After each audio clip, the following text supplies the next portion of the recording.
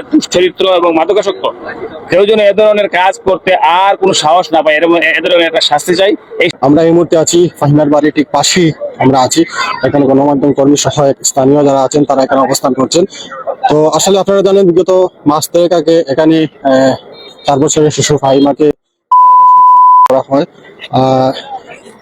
তারই পাশের বাড়ির চাচা তাকে দর্শন করে এবং প্রায় 2 দিন নিখোঁজ থাকার পরে প্রায় 1-1.5 মাস আগে ফাহিমা নিখোঁজ হয়। তার 2 দিন পরে আসলে পাশের বাড়ি একটি পুকুর পাড়ে। তো তারপরে আসলে পুলিশ খুব তদন্ত করে সেখান থেকে লাশ উদ্ধার করে পরবর্তীতে জাকির নামে ফাহিমার চাচা, নাগাবাড়ির চাচাকে সেখানে আটক করা হয়। আটকের পরে জানা যায় সেই ঘাতক, সে আসলে ফাহিমাকে 4 বছর শিশুকে লাশ তাকে শ্বাসরোধ করে পুকুর পাড়ে ফেলে দেয়। তো আমরা আছি এখন সিলেটের 8 নং কান্দিগাঁও ইউনিয়নের সোনাতলা গ্রামে। সেখানে কিছুক্ষণের মধ্যে জামাতের আমির ডক্টর শফিকুর রহমান আসবেন ফাহিমার দাবির জীবন নেওয়ার জন্য। আমরা সেটি তুলে ধরার চেষ্টা করছি এবং আমরা এখানকার যারা স্থানীয় আছে, গণমাধ্যম কর্মী আছেন সবাই এবং যারা স্থানীয় আছেন তাদের কাছ থেকে আসলে আজকে জানার চেষ্টা করবো এই বিষয়ে। গ্রামে যাওয়ার আসছে না, আমরা অত্যন্ত লজ্জাবোধ করেছি। আমাদের এই সদর উপজেলার এই কান্দিগাঁও ইউনিয়নের এই এলাকায় এ ধরনের এটা মর্মান্তিক এবং দুঃখজনক ঘটনা ঘটার জন্য আমরা প্রথমেই দুঃখ প্রকাশ করছি।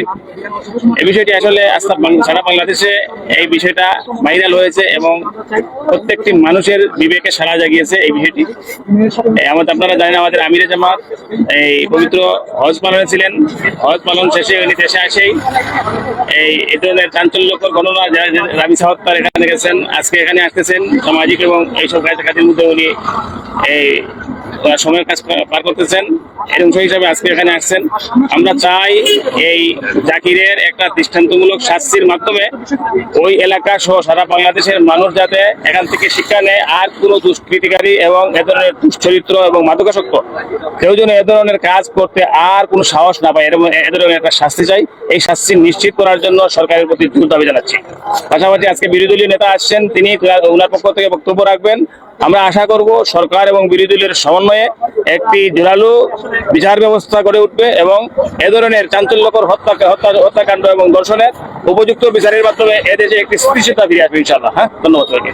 আসলে আপনারা জানেন এখানকার স্থানীয় যারা তারা আসলে তারা চাচ্ছেন যাতে ফাহিমা হত্যাকারী যাতে খুব দ্রুত